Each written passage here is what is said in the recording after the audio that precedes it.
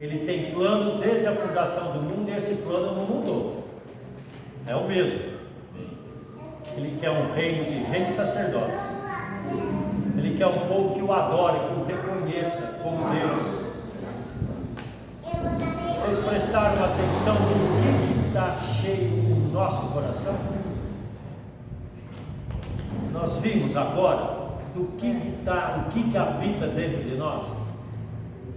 São palavras de exaltação a Deus, palavras de amor, palavras que nos levantam, que nos dá ânimo a cada dia. Então levante, profetize para você mesmo. Amém. Você é um vencedor. Esse dia Deus criou para você. Você está consagrando ele a Deus. Viva-o intensamente. Nós podemos declarar para nós mesmos como vai ser o nosso dia. E como a gente alegra o nosso coração. Imagina o coração de Deus como não fica alegre. E aí o que ele fez? Ele foi juntando tudo, foi fazendo todas as coisas através dos tempos, e chegou a nossa vez. E aí? Quando Jesus falou, quando ele passou a bola para os discípulos, já nos via também. Eu vou para o Pai, mas não vos deixarei só. Enviarei o Espírito da verdade, que vos guiará em toda a verdade. E louvado seja Deus ter nos guiado a cada dia nessa verdade. Amém. Aí no nosso tempo, o que chegou? Olha o que ele pôs para a gente, ó. Isso é um pacote. O que quer dizer um pacote? Nós estamos tudo dentro desse pacote. Então, não adianta se o meu irmão está cheio de espinho, ele vai me espinhar. Eu tenho que ajudar o meu irmão a se livrar do espinho. Eu tenho espinho, ele tem que me ajudar a me livrar disso daí. Porque Deus quer que nós sejamos um. O que Cristo falou para o Pai? Pai, que eles sejam um como nós somos. E aí? Então ele está nos fundindo. Nós temos que nos tornar um de verdade. Porque nós temos esse espírito da verdade. Então o que nós temos que fazer? Nos render à perfeita vontade de Deus. Senhor, eis-me aqui, me molda. Por que fala que ele vai estar como o ourives, nos pondo no fogo? Ele tem que nos purificar para tirar de dentro de nós toda a impureza. Tudo aquilo que não agrada a Deus tem que sair fora. Porque nada da nossa carne, nada do nosso eu agrada a Deus. Nós podemos ser a pessoa mais bondosa desse mundo.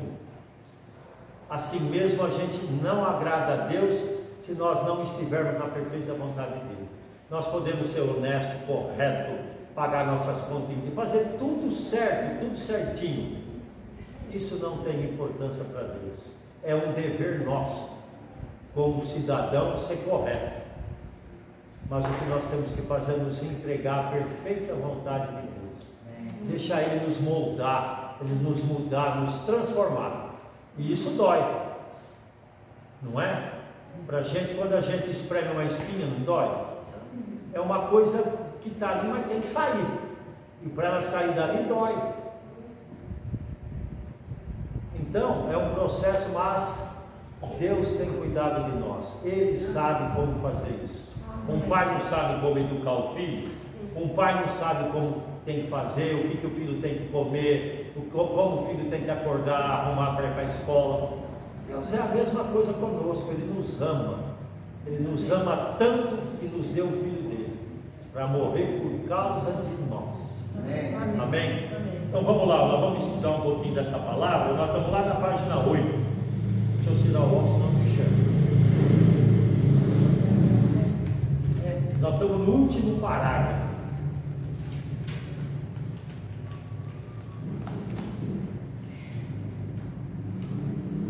Vai descarregar. Não, pode ler, você vai ler. Sem nada. O mesmo princípio precisa operar entre os ministérios hoje. Se você está ministrando numa capacidade superior às suas forças, não volte atrás, nem fuja do ministério. Delegue o que Deus tem lhe dado. Encontre outros que carreguem e ajude-os a fazê-lo. Deus nunca quis que sua operação fosse um show de um homem só. Ele não levantou o homem apenas para matá-lo com o trabalho. Algumas vezes parece como se ele estivesse fazendo isso, mas essa não é realmente a sua intenção.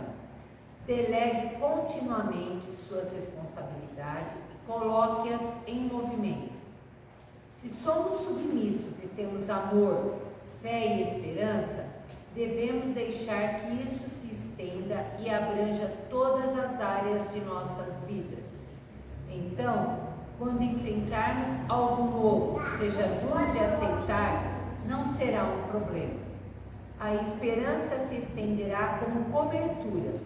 O amor também se estenderá como cobertura. Ele abrange tudo que Deus traz à existência na ordem divina.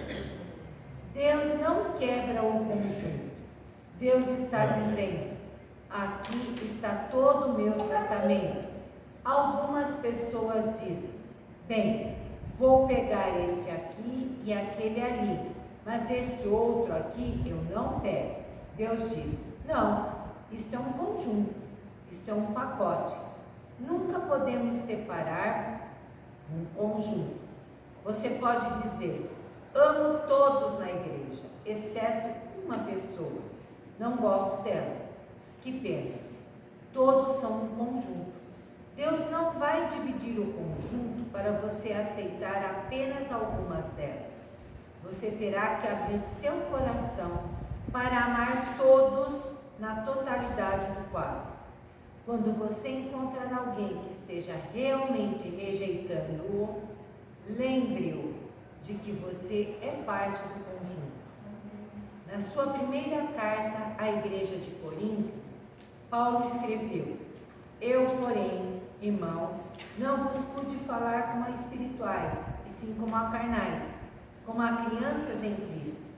Leite vos dei a beber, não vos dei alimento sólido, porque ainda não podeis suportá-lo, nem ainda agora podeis, porém ainda sois carnais. Porquanto, havendo entre vós ciúmes e contendas, não é assim que sois carnais, e ainda segundo o homem? E andais segundo o homem? Quando, pois, alguém diz: eu sou de Paulo, e outro: eu de Apolo, não é evidente que andais segundo os homens? 1 Coríntios 3, de 1 a 4. O que Deus está fazendo não pode ser reduzido ao nível humano. Em tempo nenhum devemos nos considerar como meros homens, mas ao contrário, filhos de Deus. Somos crianças de Deus. Em tempo nenhum devemos olhar aquilo que Deus está fazendo no meio do seu povo como um empreendimento humano. É algo divino que está surgindo. A maneira mais certa de tudo falhar é quando alguém de nós exalta um irmão em autoridade acima do outro. Se isto é tudo o que sentimos, estamos reduzindo nosso envolvimento com os outros ao nível humano. Consequentemente, nós faremos nossas exigências no nível humano e tentaremos fazer ligações com aqueles em autoridade no nível humano. As ligações precisam ser criadas no nível espiritual. Os relacionamentos no corpo de Cristo têm que ser elevados para um nível espiritual. Os relacionamentos têm que ser elevados para um nível certo, para que a vontade de Deus seja realizada da maneira que Ele quer. Se alguém diz: seguirei este apóstolo, e outro diz: tenho outro apóstolo, eu vou segui-lo. Eles estão caminhando como meros homens de acordo com o apóstolo Paulo. Nada vai funcionar se andarmos como meros homens.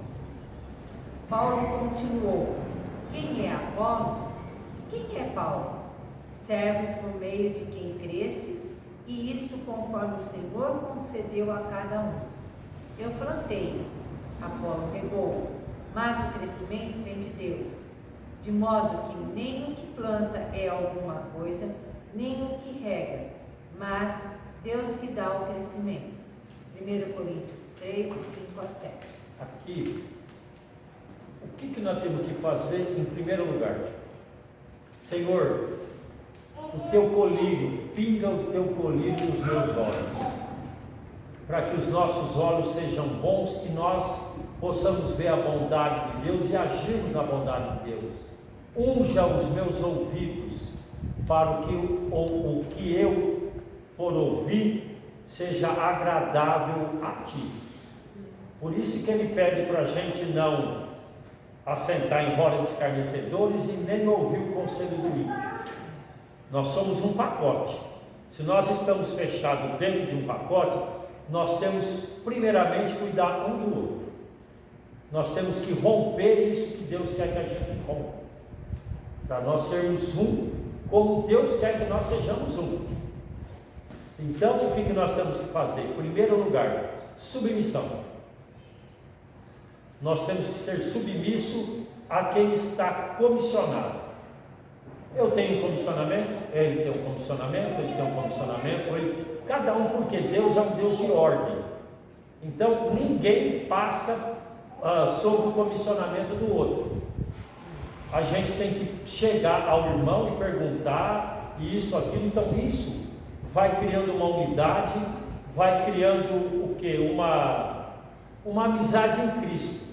Não é criar um laço ou criar uma afeição, não vai criar uma simpatia, mas vai criar uma unidade em Cristo. Nós temos que olhar um para o outro e ver Cristo. Se eu estou ouvindo meu irmão falar, eu estou ouvindo Cristo falar. Nós não temos que, pare, pense e ouça. Tudo é um pacote só. Eu não tenho como escolher, não. Na igreja eu gosto desses e desses daqui não vou muito com a cara. Não tem como, nós estamos tudo junto. Deus está nos entrelaçando, unindo com Ele. Ele quer que nós sejamos um como Ele é com o Pai. E para nós sermos um com Ele e com o Pai, nós temos que ser um entre nós primeiramente. E tudo isso começa dentro da nossa casa. A unidade começa dentro do lar. Se o marido, a mulher, os filhos são um, poxa vida, eles vão ministrar unidade aqui no nosso meio.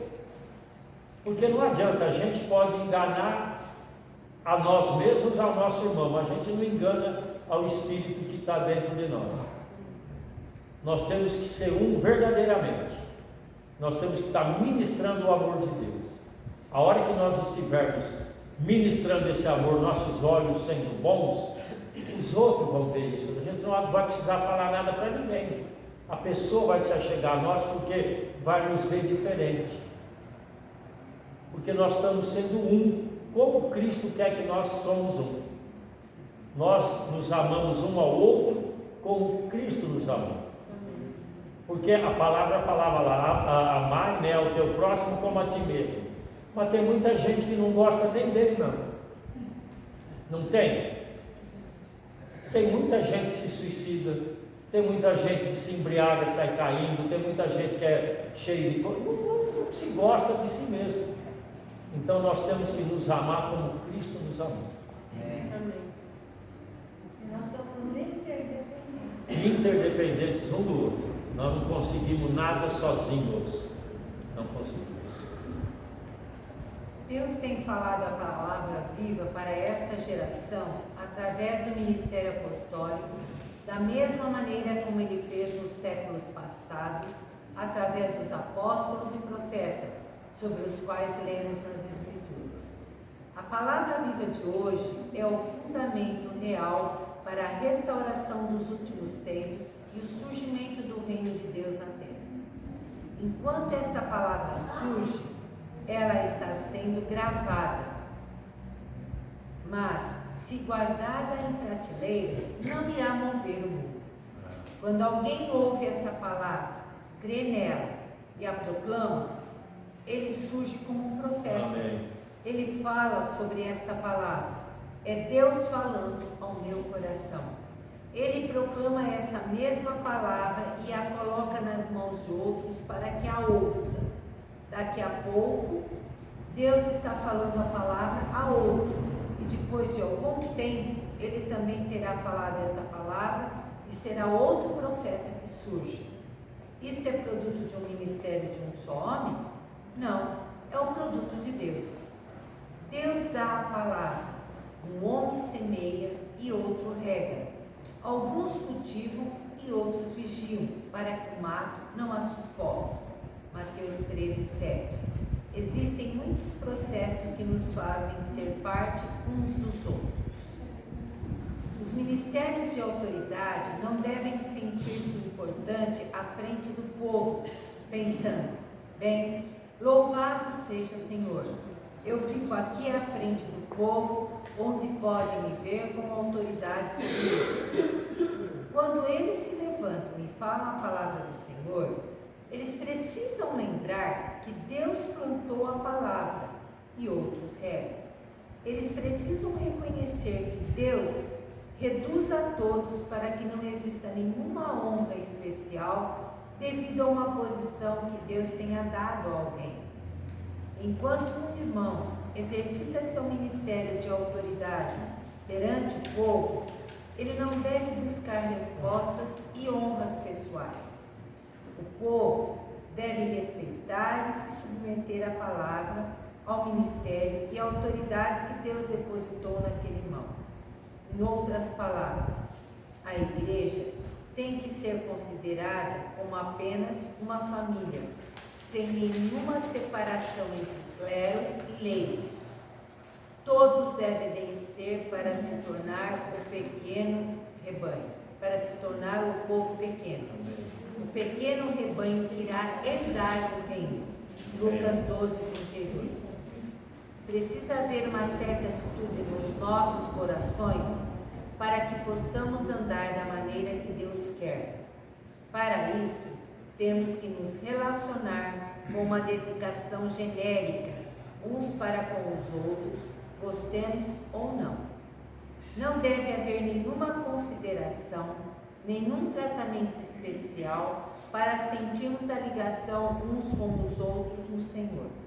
A unidade está naquilo que Cristo estabelece enquanto entramos na ordem divina. Paulo também escreve em 1 Coríntios 3, de 8 a 10. Ora, o que planta e o que rega são um, e cada um receberá o seu galardão, segundo o seu próprio trabalho. Porque de Deus somos cooperadores, lavoura de Deus, edifício de Deus sois vós. Segundo a graça de Deus que me foi dada, lancei o fundamento como prudente construtor, e outro edifica sobre ele. Porém, cada um veja como edifica. Pode haver alguns talentos e habilidades muito especiais que Deus tenha transmitido para cada um dos ministérios estabelecidos para lhe ministrar na ordem divina. Mas você pode dizer, preciso deste ministério porque foi capaz de me ensinar e ajudar. Pode vir um outro tipo de ministério que o ajude de outra maneira e você acabará dizendo, este é o ministério que eu quero. Muitos sermões virão.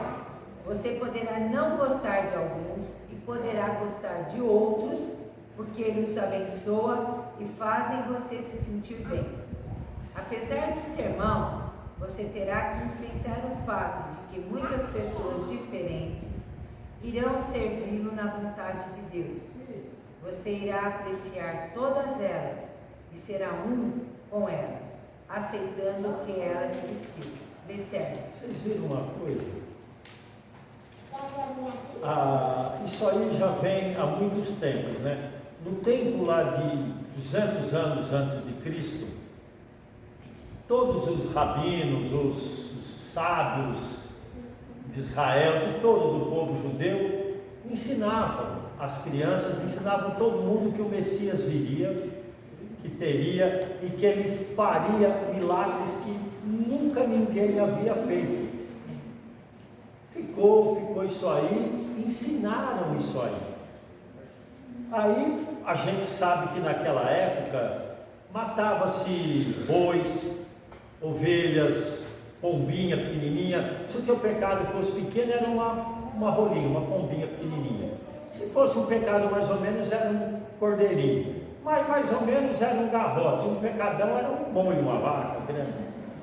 E naquela época já havia os bons de dinheiro, os ricos. Então eles sentiam vergonha de ir puxando um boi para levar lá para o sacerdote sacrificar. Então o que eles faziam? Eles vendiam por trás do templo, que nem a gente fala hoje, por trás dos panos. Vendia, pagava, sacrificava, acabou.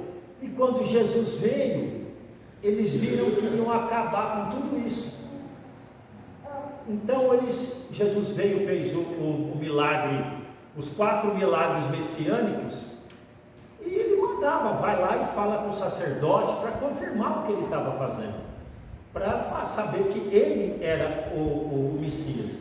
Mas aí eles não queriam perder a oportunidade do lucro que eles estavam tendo. Então eles começaram a maquinar alguma coisa para matar Jesus. Isso estava tudo nos planos de Deus. Então eles fizeram isso até que sacrificaram, porque ele falou: vim para os meus e eles não me aceitaram. Hoje a palavra está vindo para nós. Como nós estamos ouvindo essa palavra? Nós estamos dando crédito? Nós estamos nos fazendo profetas?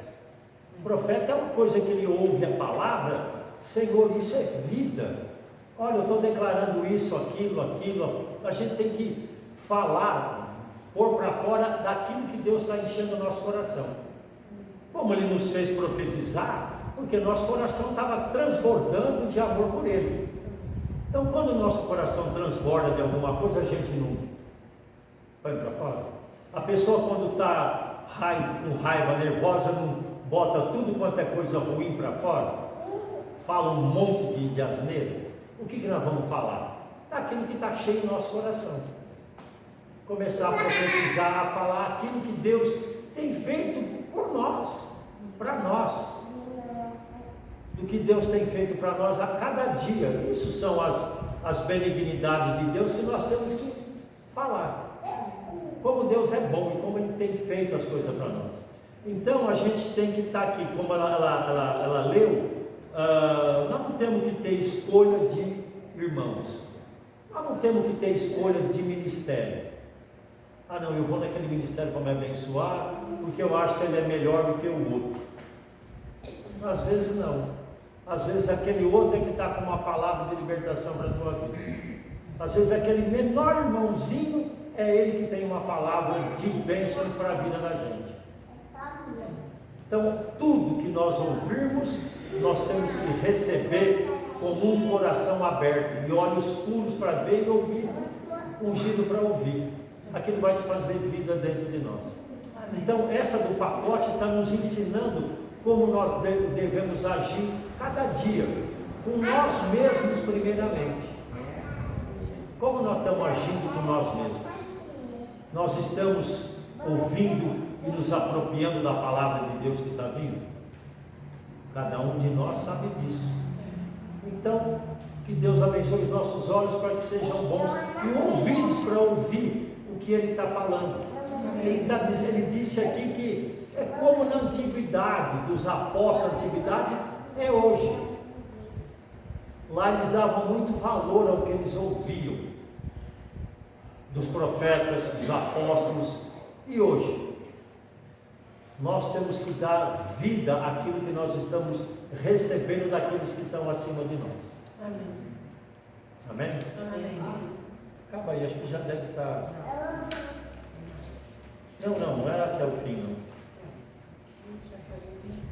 Sim, vai mais aí um pouquinho, lá está tendo. Deus não está colocando um cardápio de restaurante à sua frente. Não se pode beliscar e escolher o que se vai comer. Os ministérios colocam a refeição espiritual à sua frente, a sopa, a salada e tudo mais. até a sobremesa. Aceite desde a sopa até as castanhas, quando lhe for servido. Geralmente, uma pessoa doente não escolhe o que lhe é dado. Junto ao suco pode haver uma dose de medicamento que ela tenha que tomar. Ela tem que tomar o que lhe é servido. Paulo diz para comer o que for colocado à sua frente, sem fazer perguntas, por questão de consciência. 1 Coríntios 10, 27. Senão você pode fazer alguém tropeçar. Para o seu próprio bem, seria sábio não perguntar muito. Às vezes, você pode comer certo alimento e muito sabiamente, por questão de consciência, não perguntar o que está contido nele. Se souber o que ele contém, você pode ficar muito alterado e achá-lo bem difícil de comer. Na igreja do Novo Testamento de hoje, o Senhor está colocando verdades à nossa frente, através de uma variedade de ministérios, e algumas vezes o menu não é destinado a abrir o apetite. Não é destinado a satisfazer alguém de paladar refinado, que deseja comer somente coisas delicadas. Isto é bom porque fomos levantados por Deus e colocados na família de Deus para passarmos juntos por experiências de crescimento. Se for uma revelação para os nossos corações e Deus nos colocar na sua família, nós aceitaremos totalmente todas as experiências. Não, mais adiante, Paulo disse, porque ninguém pode lançar outro fundamento além do que foi posto, o qual é Jesus Cristo. Contudo, se o que alguém edifica sobre o fundamento é ouro, prata, pedras preciosas, madeira, feno, palha, manifesta se tornará a obra de cada um, pois o dia o demonstrará, porque está sendo revelada pelo fogo. E qual seja a obra de cada um, com o próprio fogo o proverá. Se permanecer a obra de alguém, que seja sobre o fundamento edificou, que o fundamento edificou, esse receberá galardão. Se a obra de alguém se queimar, sofrerá ele dano, mas esse mesmo será salvo, todavia, como que através do fogo. 1 Coríntios 3, 11 a 15. O que Paulo está dizendo?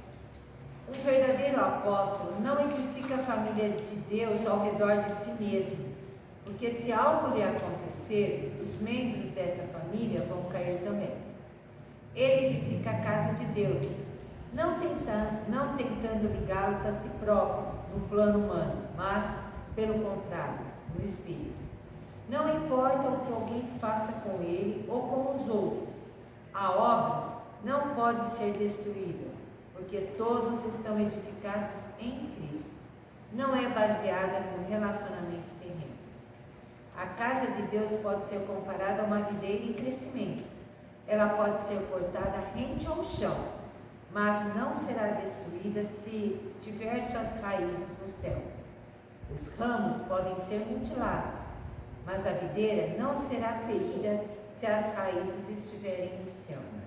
Se um apóstolo edifica a casa de Deus em base terrena de meros homens, então todo o trabalho pode ser destruído. Se o povo se relaciona com ele nesta base, o povo pode ser destruído. Mas se todo o povo tem suas raízes no fato de ser a habitação de Deus e se for edificado junto a Deus, então não importa o que aconteça ao apóstolo ou a qualquer outro irmão, a obra prosseguirá. Amém. Em primeiro lugar, lembra, nós temos um cardápio. A palavra vem. Ah, não, essa palavra não foi para mim, essa palavra não concordo. Quando a gente pega alguma coisa para comer, se vem o prato feito, você vai comer o que está no teu prato. Você que decide o que você vai jogar fora ou o que você vai comer. Se você estiver com bastante fome, você vai rapar o prato. Você limpa o prato come tudo sem questionar. Então, o que tem? A palavra às vezes vem para nos corrigir e a gente uma coisa que eu amo fazer, eu não vou poder mais fazer. Não sei, depende de como a gente recebe cada palavra. Qual é a nossa prioridade? A gente define quais são as nossas prioridades. É o reino? Então tudo que for a respeito do reino, nós vamos acatar. Não, eu estou um pé no reino, um pé ali, eu gosto disso, gosto do reino, mas eu gosto daquilo também, daquele outro eu gosto também. Então nós não podemos ficar em cima do muro. Tinha uma história de um muro, o homem estava em cima do muro, o anjo falava, vem, ele não, ficava lá, vem para cá, não, venha, não, e vai, fica, e ele veio o diabo do outro lado, chamava, não vinha. Aí ele perguntou para o diabo, por que você não me chama? Ele falou, o muro é meu. Então nós não podemos ficar em cima do muro. Nós temos que trazer uma definição para a nossa vida. Ou nós pertencemos ao reino de Deus, ou não. Se a gente pertence ao reino de Deus, nós temos diretrizes a serem seguidas. Para a gente entrar num país fora do Brasil, nós podemos ficar no máximo 3 meses, quando nós temos que vir embora, porque nós não somos cidadãos daquele país. Só se nós formos a trabalho, a empresa nos pôr, a gente pode morar lá, senão não. Senão a gente faz parte da nação brasileira. Aqui nós podemos viver a nossa vida toda, andar corretamente, ninguém vai nos perturbar. Mas lá fora não, venceu os teus 3 meses. Se te pegarem, te mandam de volta para a tua casa. Então, o que nós temos que fazer? Veio a palavra, Senhor Jesus, eu me submeto.